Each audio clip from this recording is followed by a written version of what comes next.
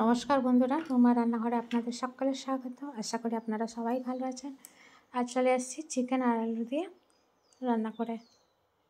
তো চিকেন আলু দিয়ে এটা রান্না করছি ঝোল। প্রথমে আলুটাকে নুন হলুদ দিয়ে আমাকে ভেজে নিচ্ছি। তো যারা নতুন বন্ধু দেখছেন প্লিজ একটা সাবস্ক্রাইব করে আমার পাশে থাকবেন, বেল আইকন বোতামটা প্রেস করতে ভুলবেন না।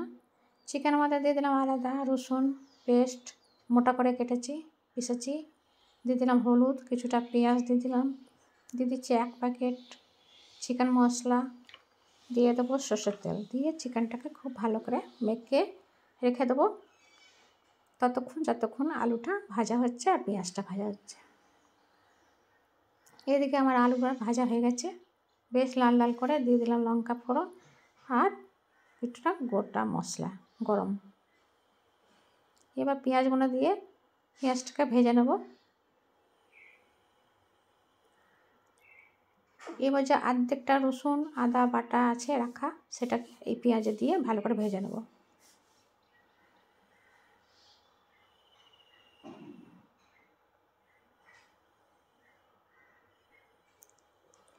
এর মধ্যে দিয়ে দেবো রসুন আদাটা বেশ ভালো করে ভাজা হয়ে গেছে পেঁয়াজের সঙ্গে।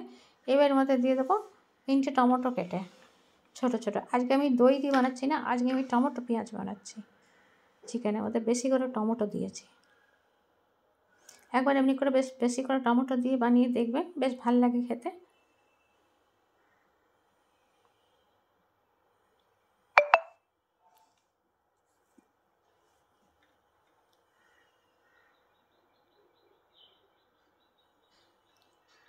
টমেটোটা দিয়েও খুব ভালো করে ভেজে নেব যতক্ষণ না টমেটোটাকে জল বেরোচ্ছে।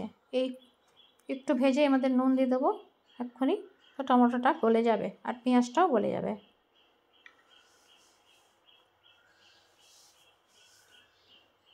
নুন একটু আমি পরেও দেবো, এখন দিয়েছি অল্প পরে দেবো। দেখুন পুরো টমেটো বা পেঁয়াজটা ভাজা হয়ে গেছে, পুরো তেল ছেড়ে দিচ্ছি। এই সময় আমি এই আলুগুলো যে ভাজা আছে সেগুলোকে আবার থেকে দিয়ে দিলাম। তো এর সঙ্গে খুব ভালো করে আবার থেকে ভেজে নেবে পেঁয়াজটার সঙ্গে আলুটা।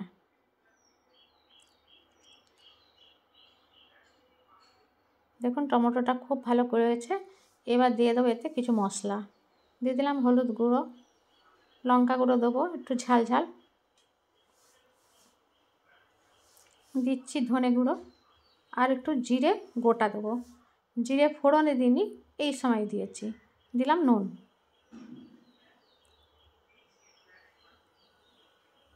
দিয়ে খুব ভালো করে ভেজে নেব। দেখুন খুব ভালো করে ভাজা হয়ে গেছে আমার মশলা আলুর সঙ্গে পেঁয়াজের সঙ্গে পুরো। এবার দিয়ে দেবো যে চিকেনটাকে মেখে রেখেছিলাম সেই চিকেনটাকে।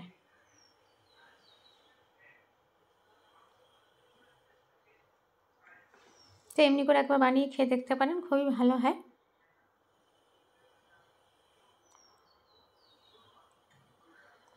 চিকেন টমেটো দারুণ খেতে লাগে। সবসময় তো আমরা দই দিয়ে মাখি, কিন্তু এইটা আমি টমেটো দিয়েছি বেশি করে। এবার চিকেনটাকে খুব ভালো করে ভেজে নেব যতক্ষণ এর থেকে তেল ছাড়ে। তো মাঝে মাঝে চাপা দিয়েও ভাজবো। দেখুন চাপাটা খুলে এবার ভেজেছি, তো অনেকটা জল বেরিয়েছে। চিকেনটা আমার প্রায় ভাজা হয়ে গেছে। তো ভিডিওটা যদি আপনাদের ভালো লাগে তো প্লিজ লাইক করবেন, শেয়ার করবেন।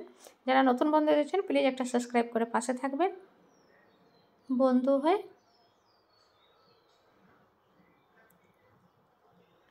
আলুটা তো খুব ভালো করে মশলা ঢুকে গেছে, খুব ভালো করে ভাজা হয়েছে চিকেনের সঙ্গে।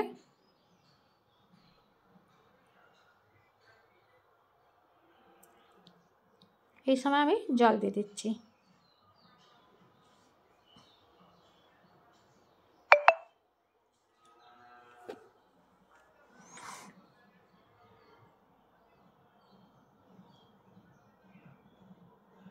আলুটা চিকেনটা দুটোই অনেকটা সেদ্ধ হয়ে গেছে, ব্যাস আর দুবার ফুটলে পরেই হয়ে যাবে।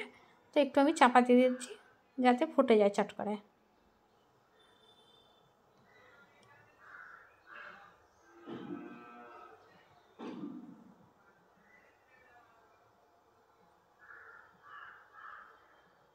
ফিরে আসলাম 10 মিনিট পর। দেখুন চিকেনটা পুরো গলে গেছে, একটু বেশিই গলে গেছে। এবার আলুটা দেখাচ্ছি। আলুটা ভালো করে সেদ্ধ হয়ে গেছে খুব সুন্দর করে। এই পরিমাণ তখন আমি ধনেপাতা আর একটু ঘি দিয়ে দিচ্ছি, দিয়ে নামিয়ে নেব। তো কেমন লাগলো আমার চিকেন রান্নাটা কমেন্টে জানাবেন। ভালো লাগলে পরে একটু লাইক করবেন, একটা লাইক দিয়ে ভিডিওটা দেখা শুরু করবেন বন্ধুরা। তো কেমন লাগলো জানাবেন অবশ্যই। আপনারা ভালো থাকবেন, সুস্থ থাকবেন। আবার দেখা হচ্ছে। নমস্কার।